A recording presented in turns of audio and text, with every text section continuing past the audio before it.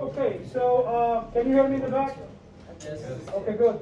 So we did talk about connective tissue disorders when we talked about rheumatoid arthritis, because rheumatoid arthritis is, could be labeled as actually an arthritis, which it is, and also as a connective tissue disorder, because the basic etiology of rheumatoid arthritis is autoimmunity, if you guys recall, right? You remember that?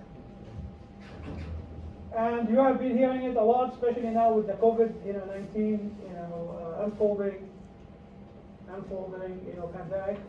And we did talk about what kind of connective tissue disorder you have. The two forms of connective tissue disorder: the one that is localized to an organ, and the one that is generalized. Okay. So the one that is localized to an organ, for example, something that is limited to not just to an organ, but to a part of an organ, limited to the adrenal cortex, immune destruction of the adrenal cortex, such as what you see with Addison's disease. All right, or actually, not even part of an organ, but rather cells, a group of cells that belong to an organ, the parietal cells that are present in the wall of the stomach.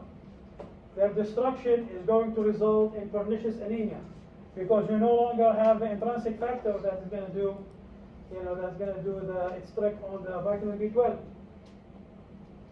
Now, Hashimoto thyroiditis, on the other hand, is destruction of the whole thing that is the thyroid.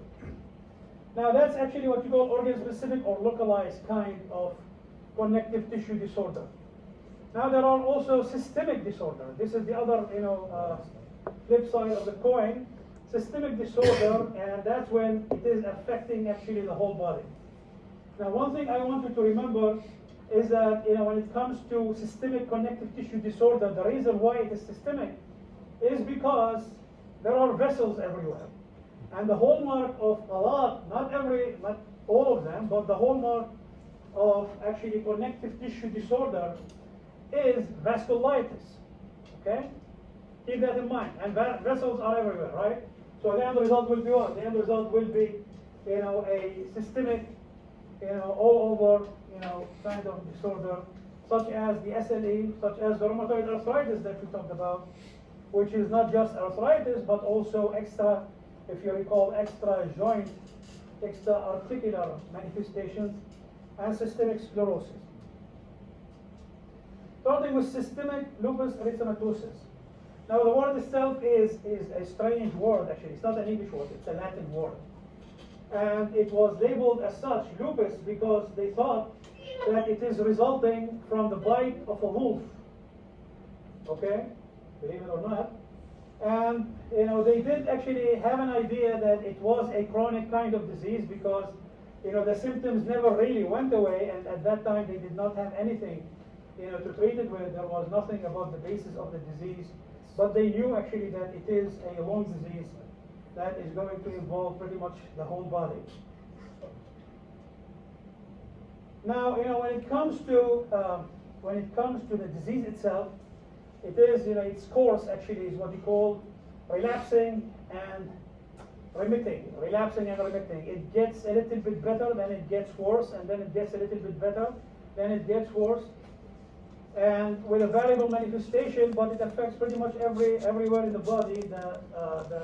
The systems that get affects the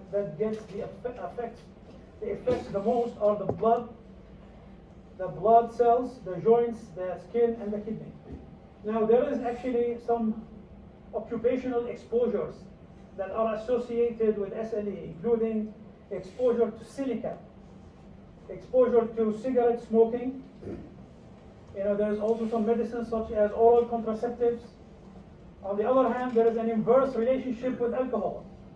Of course, that's not an advice for you to start, boozing up. For sure not.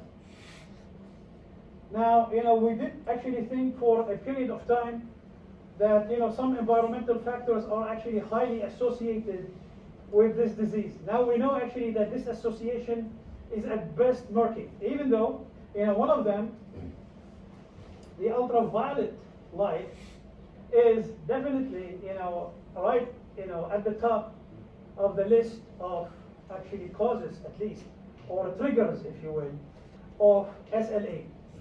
But even with this, the association between the exposure, or having this kind of risk factors and development of SLE is still inconclusive. Where does it happen? Or, who is the patient? Who is your patient? Usually it is a white female in childbearing age, which is a disaster in its own right.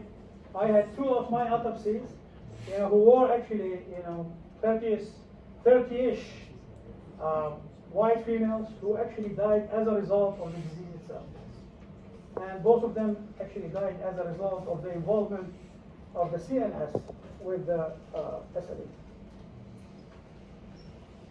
Now, for a long time, we thought actually that the disease is a rare disease. Now, the statistics that are coming out, the data that is coming out, is really,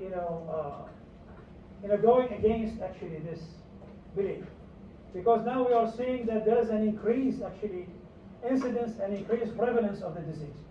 Now, this could be attributed to 3 things. One of them is that as a result of increased awareness, there are more and more of the what you call moderate cases, the low-grade cases of the disease that are being now diagnosed in the wider community, as opposed to being diagnosed in a tertiary hospital.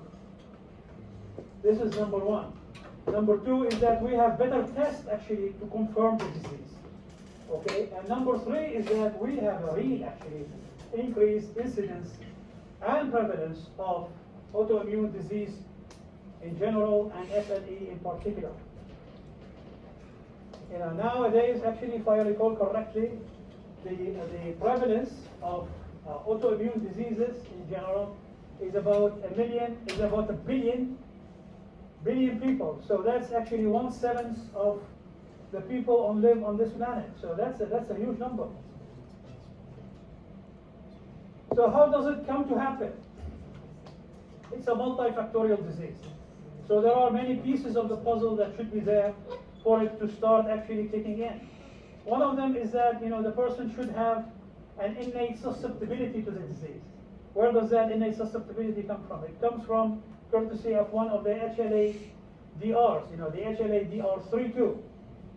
Now there are also a group of genes that actually control certain mechanisms that will allow for the disease to happen. The genes that control apoptosis are dysregulated in those patients, because apoptosis in those patients happen at a higher frequency than the rest of the population. Now, with apoptosis and also necrosis, for example, following exposure to ultraviolet rays, what will result from this actually, exposure? You guys still recall that beautiful graph that you studied in the POD, with the UV as one of the exogenous, roots of apoptosis, if you recall, endogenous versus exogenous. The cell is going to break up, especially with necrosis. So you will have a lot of cellular debris. The patients with SLE will have, again, genes that regulate the scavengers. And those scavengers have actually what you call decreased ability to scavenge, to clear the debris that happens as a result of the exposure to the triggers. So 1, regarding apoptosis; 2, regarding the scavengers; and 3, there is actually, there are also, relationship with complement level and also with hormonal level. This is why it is more actually common in females than males. Now, an environmental trigger should happen. This is what is going to kickstart the whole process. The environmental stimulus is going to be in the form of either a UV exposure, it could be in the form of an infection, or a drug. So the end result is going to be what? Like I just mentioned to you, there is actually this trigger that is affecting those cells and destroying those cells. As a result of that, you have a lot of cytoplasmic proteins and also nuclear proteins that are opening up in necrosis. So the end result is going to be what? Those actually proteins are going to be distributed on the on the surface of the antigen presenting cell. And the other, what we call the last shoe to drop in this case is that the gene that regulates the immune system that tells it this is self and this is actually other is also dysregulated, because those patients are going to recognize those nucleosomes that are now on the antigen, on the surface of the antigen presenting cell, as the other, and they will mount an immune response in the form of the formation of autoantibodies that will be directed against those cells, destroying those cells. Is that clear? Are we on the same page? Yes. All right. At the end, can you guys hear me? Or you sure? Yes. Okay, good. All right. So one thing actually to keep in mind, we will get into something here known as actually pre-SLE disease. And it has been shown that actually patients who eventually develop SLE have antibodies in their serums many years before the development of the full-blown syndrome that is the SLE. And that has been attributed to the fact that there was actually an autoimmune disease that was asymptomatic during those years. So before it comes to the outside, to the outward, and declares itself, it is actually there for many years before it comes to the forefront. All right, so this is actually for those of you who like, again, to actually read as opposed to, see it in a graph. Okay, we did talk about, the redistribution of the nucleosomes. We did talk about the dysregulated lymphocytes that will recognize the self as other and mount an immune response, and also we talked about the defective clearance of the lymphocyte receptor. All right, T cells actually have been there, and T cells have been known to have actually a central role in the development of the SLE. Now, what's going to be affected, in the T cells are both the signaling and the effector function. Now, when it comes actually to the effector function, T cells secrete less interleukin-2, has been proven. This is what we call an evidence-based actually proof that those cells, in patients with SLE, secrete less of the interleukin-2. And there is another actually defect in signaling, which seems to be linked to an increase in calcium influx. Now, you could see actually in this sentence here that the whole immune response is dysregulated in those patients, including CD8 cytotoxicity, the T regulatory function, the B cell health, the migration and the adhesion. The whole thing is messed up in those patients with SLE. And there are two forms actually of the antibodies, the autoantibodies that will cause the disease. We talked about actually circulating immune complexes, if you recall, in the arthritis lecture, in the rheumatoid arthritis. So that's going to form, and then it will go with the flow. Wherever it gets deposited, it's going to result actually in fixation of the complement and destruction of the tissue in that site. The other way for that to happen is if you have actually an abnormal proteins that are distributed widely in the body, such as what you have seen again in rheumatoid arthritis with the citrullination of the proteins. Remember, those citrullinated proteins are present pretty much in all tissue. So in this case, the immune system is going to recognize those actually citrullinated protein as the other, and is going to mount an immune response against it in situ. Okay. Either way, the end result is going to be destruction of the tissue at that site, and the propagation of the syndrome of the SLE. Where does that happen? That may happen actually in the skin, that may happen in the kidneys, and in other places as well. This is a beautiful slide. You know where it is from, right? Osmosis. Very good. All right, so they say actually one picture is worth 1,000 words, right? That's exactly the case here. So you have someone who's genetically susceptible, who was facing or who faced an environmental trigger, ended up creating a lot of cellular debris. Now the genetic factor is actually making it, that it cannot clear as effectively. Okay, those genes that control the scavenging are not really doing their job well. They are dysregulated somehow. Now, as a result of that, there is a lot of nuclear antigen, what we call nucleosomes, that are spread, that are distributed on the surface of the antigen-presenting cell. Now the genetic factor here is actually focusing on the immune system, and the immune system in this case, it is recognizing those nucleosomes as foreign, mounting an immune response, and the end result is going to be the formation of the autoantibodies that will go after these antigens in all tissue, resulting eventually in getting deposited in the tissue, fixing the complement, inflammation, and destruction of the tissue involved. All right, so you see how the genetics actually is part of this presentation. It is part of this presentation because those genes that control the apoptosis are involved, the genes that control the scavenging are involved, and the genes that control the immune system recognition of self and other are involved as well. Ethnicity, I told you before actually about, that there are risk factor and there are protecting factor. I told you that the white color is a protecting factor. People actually smile, but this is actually the truth, really. Look at this. It is highly, it is much more likely to happen in non-white people, the SLE. That's number one. Number two, when it happens in white people, it is much more likely to be more severe, actually, than when it happens in, so when it happens in non-white people, it's much more likely to be more severe disease than what you see actually in. Is this the reason that the prevalence increased in the last few decades? That people of non-white color? No, this is like, I don't think that this is, but it is real, like, people actually smile when you say that, but it is true, like, look at for example, females and males. It is much more likely that any disease, really, when it happens in females, is milder than what happens in males. Usually males, it's deadly, when it also between age, young versus old. When the disease happens in young age, it is much more likely that the patient will recover from it than than the old age. The same exact thing here with white versus non-white. Go ahead. Doctor, we said in our classical presentation of the patient is white, female. White female, that's right. Child That's right. age. That's right. Probably frequency.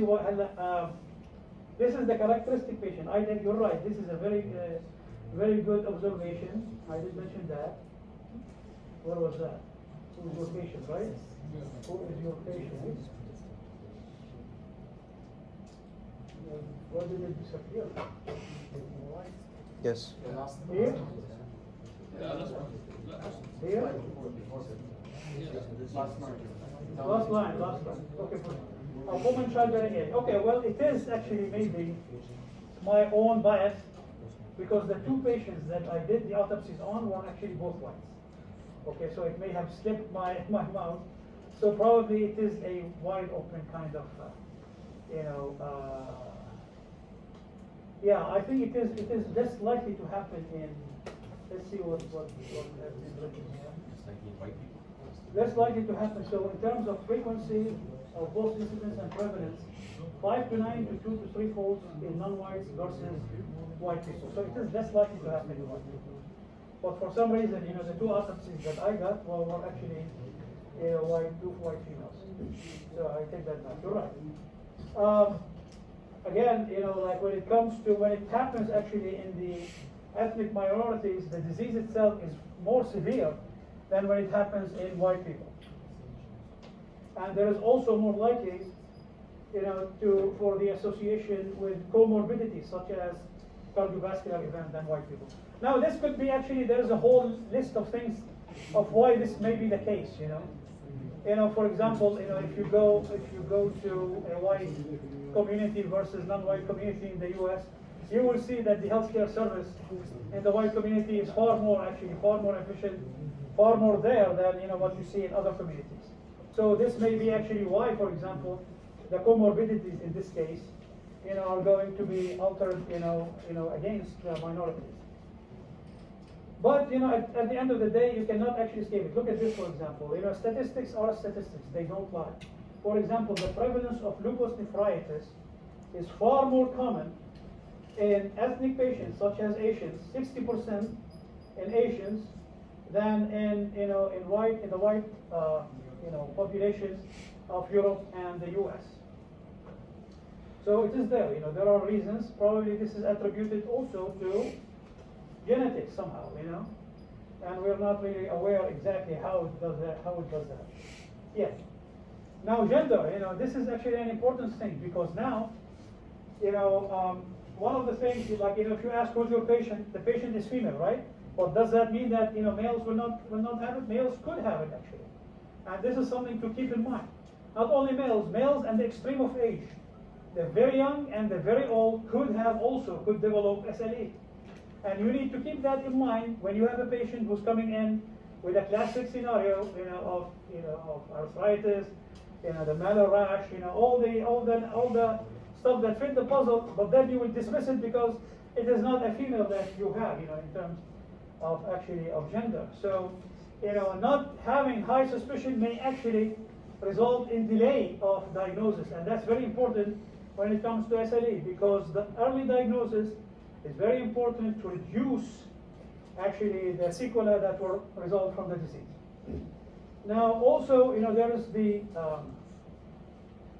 the role of age. The age is also, when you say young, childbearing, age, female, does that mean that, the extreme of age will not have it? Absolutely not. They may have it. And not keeping that in mind may actually delay the diagnosis in those patients.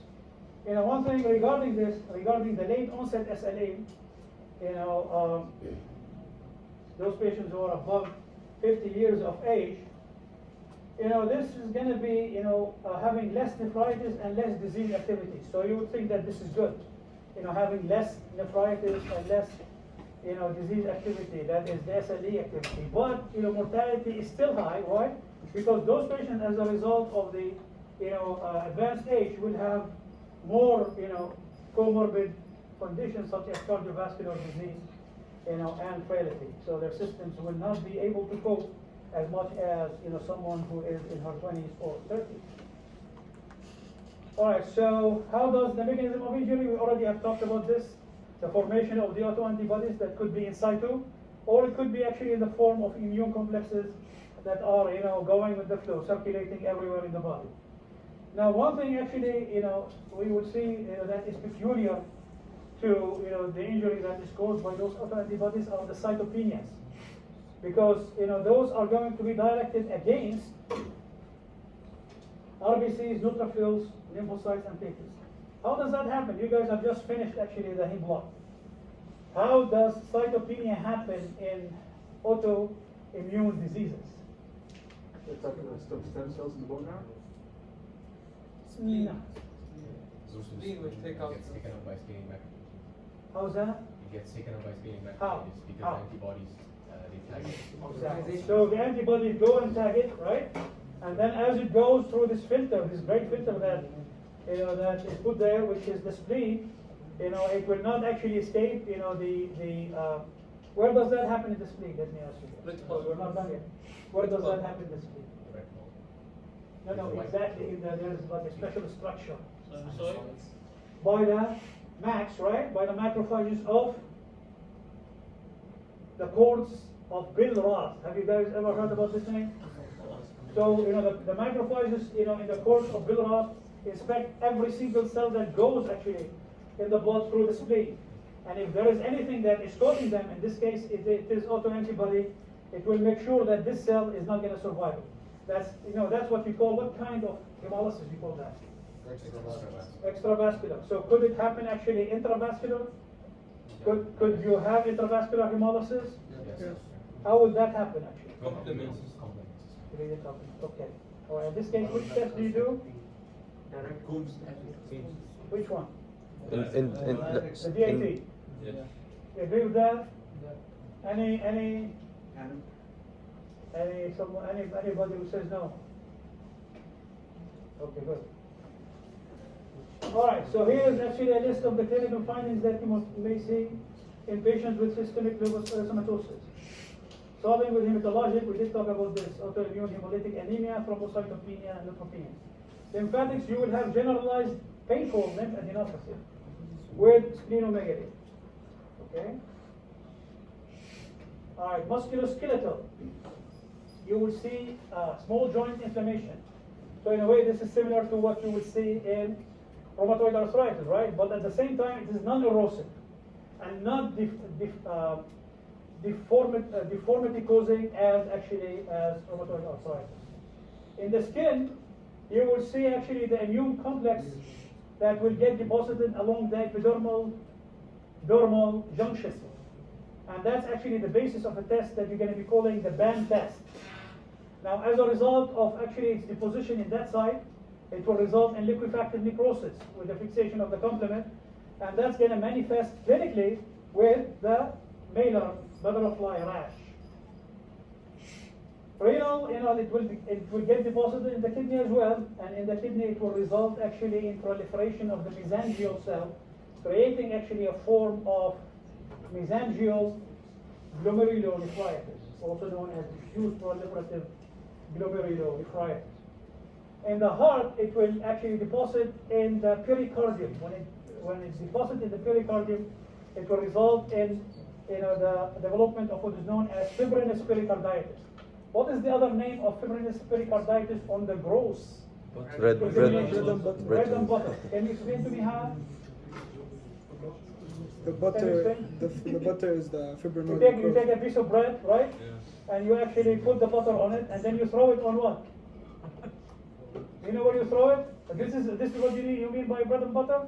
There is a story actually here. So you put a butter on it, and then you throw it on the carpet. And in the carpet, it will pick up the hair. So this is the site that you will see in fibrinous pericarditis.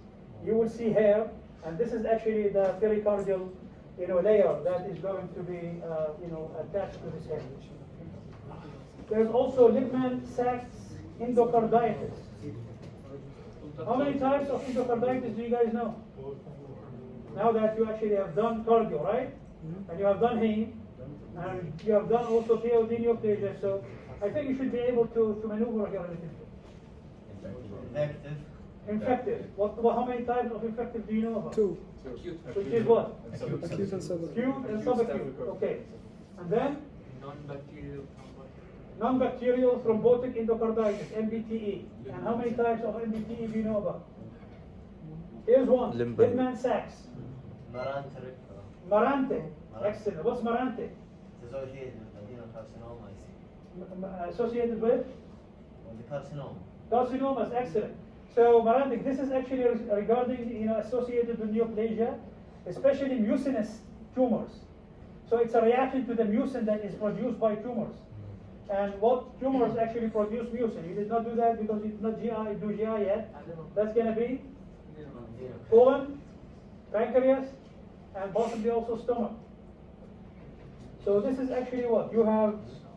You have the Marante, you have the Lippmann-Sachs. What else do you have? One very common one, more common than Lippmann, and more common definitely than actually Marante. Rheumatoid. Okay, rheumatic heart disease, right? Okay, what's the difference between MBTE, the non-bacterial, and the bacterial endocarditis, vegetation? Huh? The annulus vegetation. It's bilateral in steroid. Size. The size with bacterial is larger than what you see with the MBTE, much smaller than those actually there. All right, so it may actually get deposited in the lung, and in this case, it will result first in inflammation, and then healing by fibrosis with interstitial fibrosis of the lung, and also pleural effusion with friction rub.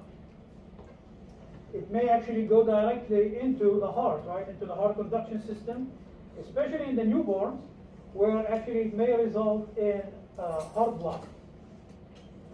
So all of those are good, actually, clinical symptoms. Now, there are a lot of mimickers of SLE. As a result of that, you will see that this is the case. You have seen it actually hopefully with rheumatoid arthritis in the clinical lecture. You don't diagnose, rheumatoid arthritis with a single, symptom. Rather, it is a constellation of symptoms that you need, both actually clinical symptoms and also labs that you need to look at in order for you to reach a diagnosis. Same exact thing here. It is a complex disease with a lot of mimickers. So, as a result of that, the American College of Rheumatology issued a list of 11 symptoms, of which the patient should have 4. or more of these symptoms to suspect lupus. Now, these symptoms may not happen actually all at the same time. So they may be spaced out over time, which is actually what results in the difficulty of diagnosis. Because if you're not actually documenting this from the patient, in a good way, documenting all the findings, from the patient in his chart, when he comes back again, you're going to miss it. And as a result of that, you will not be able to reach actually the diagnosis. And you can see actually those that are all related to the deposition of the immune complexes in different tissues and clinical presentations that result from the destruction of those tissues.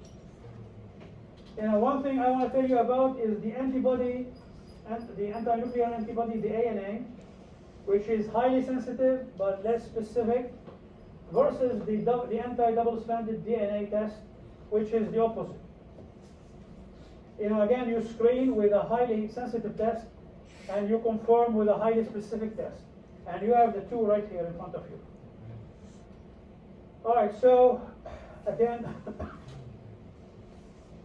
remember the space of time. This actually may take several months or years to happen.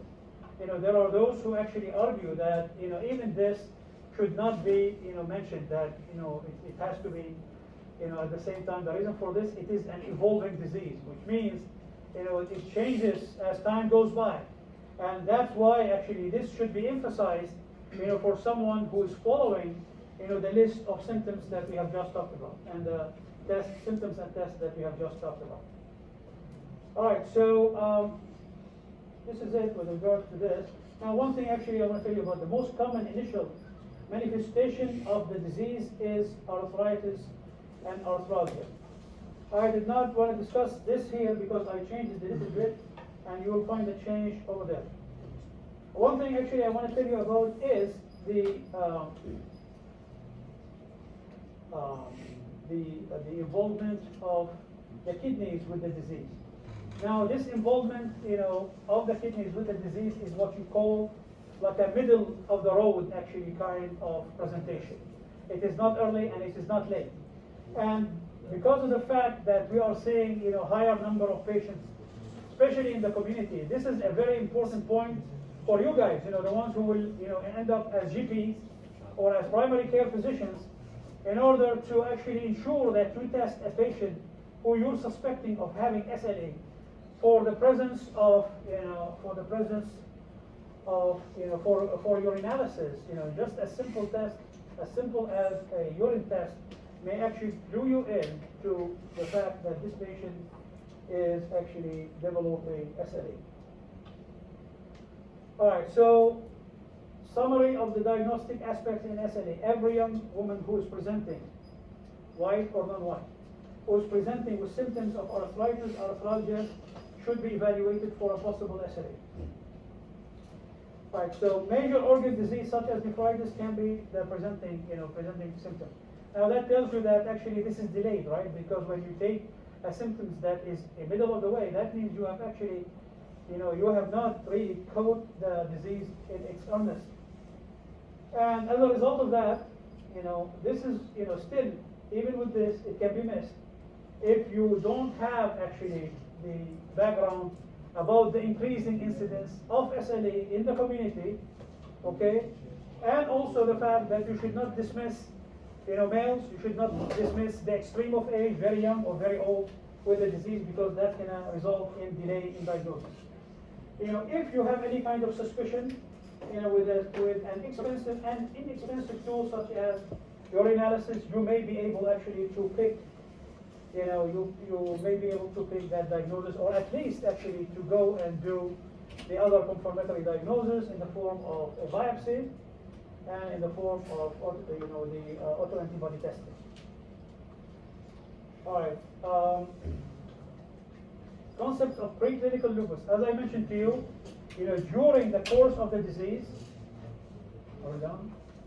No, okay. Still have 10 minutes. We can go to the moon and come back. All right, so, there's the preclinical lupus.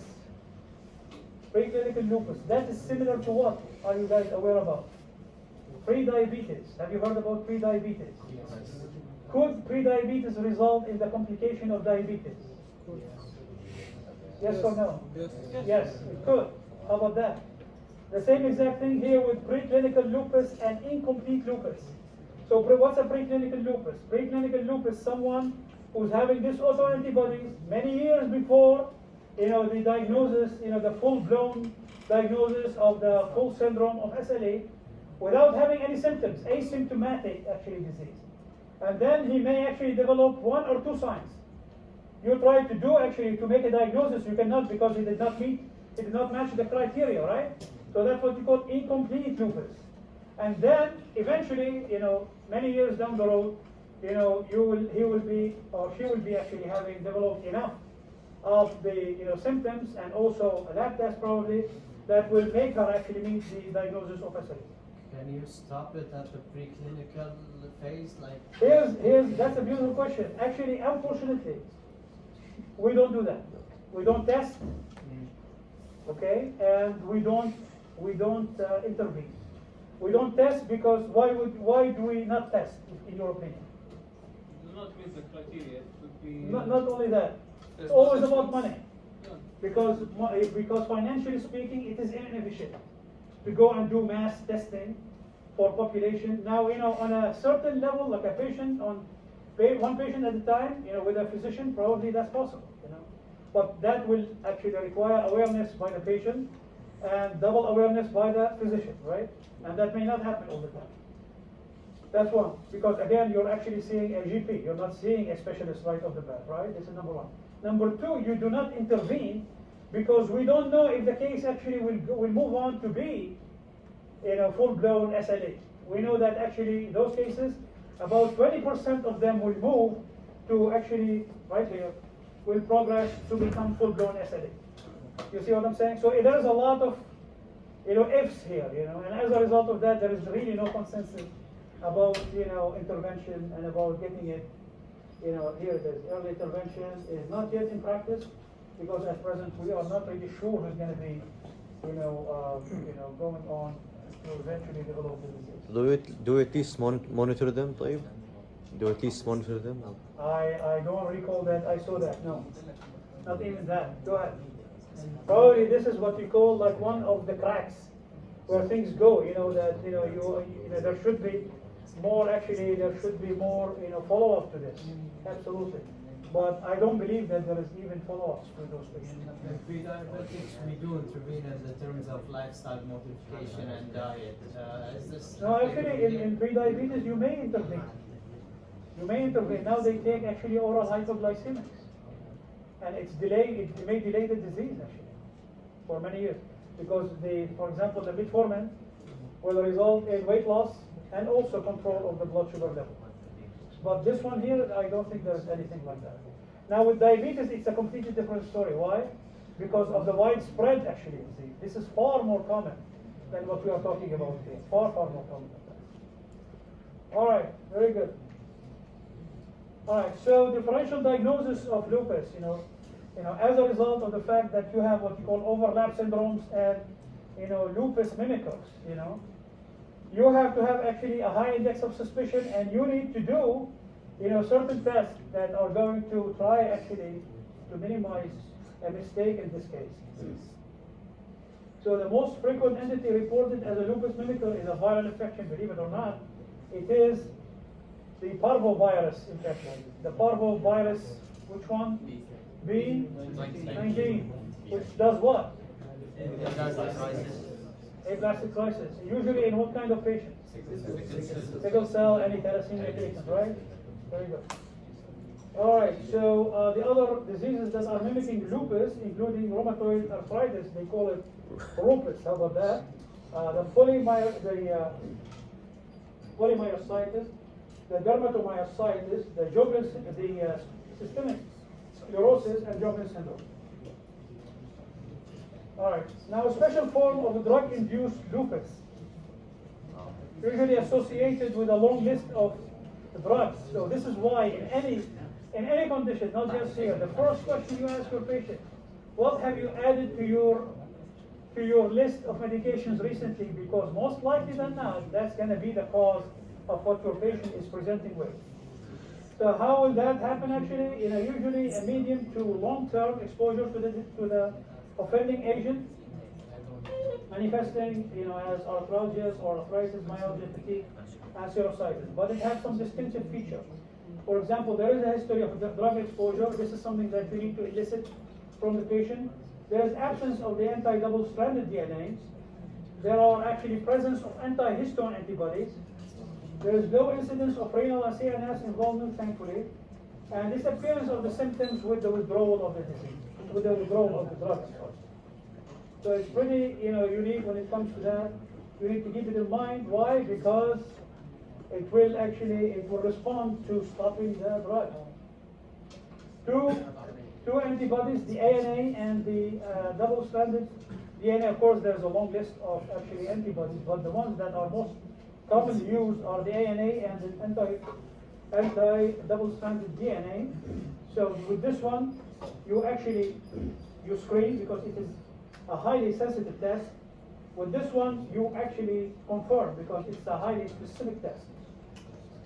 Both the anti-double-stranded DNA and also the anti-Smith antibodies are highly specific tests with which you can confirm the diagnosis. Anti-Ro antibodies, less than that. There is the Lupus anticoagulant. We know there's a word at the end. We can talk about it when we get to it. Lupus erythematosus cell. This was actually on my board. Neutrophil containing altered DNA. Look at this specificity of 97%. So it's a highly specific for SLE. Serum complement. Remember, actually everywhere where this immune complexes are getting deposited, they are fixing the complement. So complement level will be decreased in those patients. Here's an example of the malar rash of the SLE. This is resulting from the immune complex deposition of the dermal epidermal junction and its liquefactive necrosis that will follow. Here's an example actually of the immune complexes getting deposited in the lung, resulting in fibrosis, as you can see here. These are older regions, but in younger and more recent actually insult to this, as a result of its deposition, resulted in inflammation. And when the pleura inflame, what do? They actually, the mesothelial cells will produce actually pleural fluid. So you will have this pleural effusion. That is one thing, that costophrenic, the right costophrenic angle right here. Here's an example when it gets deposited in the kidney. So you can see instead of the 3 to 4 cells in this region, you have actually about 6. So that's what you call mesangial proliferation. This is what you see with mesangial proliferative lupus nephritis. All right, so this is actually the basis of the test that we're going to be talking about next, which is again the immune complexes deposition at the dermal epidermal junction in the skin biopsies. That's what you're going to be calling the BAN test. Here is the anti-nuclear antibody testing. And you can see that it is staining homogeneously the whole nucleus. Okay, it is anti-nucleus, so staining homogeneously the whole nucleus. As opposed to what you see with anti-double-stranded DNA, where there is actually this peripheral rim that is staining right here. You see that, this highlighted one? So this is what you see with anti-double-stranded, homogeneous versus peripheral rim. And here is the BAN test that we have talked about. So this is a section from the skin. You actually do the prep with the antibodies. You do that using an anti-IgG antibody, and you're going to be seeing that actually these antibodies are going to be directed against the dermal epidermal junction. This is where the immune complexes have deposited. That's what we call actually the BAN test. Not only this, but also the nuclei of the epidermal cells are also highlighted. So two components for for this test. The first one is this band, and the second one are the nuclei of the epidermal cells in the epidermis of this patient. Does earlier diagnosis of SLE matter? Well, it should. It has been shown that when you diagnose the patient early, you're going actually to have lower flare rates, less health care utilization, and you're going to have actually less adverse outcomes. But again, when you need to take out of of your list that the disease does not happen in males. It does happen in males. That it does not happen actually in the extreme of ages. It does happen in the extreme of ages. Why is that? Because once you have this kind of thinking, you will actually be following up, with testing, and that's how you're going to be able to get a diagnosis. Finally, the antiphospholipid syndrome. I thought actually of adding it because it is, or it could be, a secondary disease in 15 to 20% of SLE patients. Okay? So it may be actually right, on its own, an entity that is separate on its own, or it could be part of the presentation of SLE. Now, what do you find here? You find antiphospholipid antibodies, APL, also known as, remember that's very important. I told you different names for the same entity. Lupus anticoagulant, LA, anti-cardiolipin antibodies, ACL, or anti-B2 glycoprotein 1 antibodies, AB2 GP1. Remember that. All of them are the same. All of them are antiphospholipid antibodies. Okay, and the SLE patients with the antiphospholipid antibodies have a higher prevalence of thrombosis, pregnancy morbidity, valve disease, thrombocytopenia, hemolytic anemia, cognitive impairment, and higher end organ damage. And for you, the primary care doctor, any kind of presentation with consecutive miscarriages in the first trimester, and or unexplained thrombotic event, especially in the absence of risk factors such as the hypercholesterolemia, such as the atherosclerotic disease, the prior actually cardiovascular events should raise the suspicion of the antiphospholipid syndrome. This is a highly tested material on the USMD exam right here. All right, guys, so that's it. Good, we finished. I did not take any minutes from you extra. Any question? Did you get the hang of it somehow? Yeah. Okay, good. Thank you very much.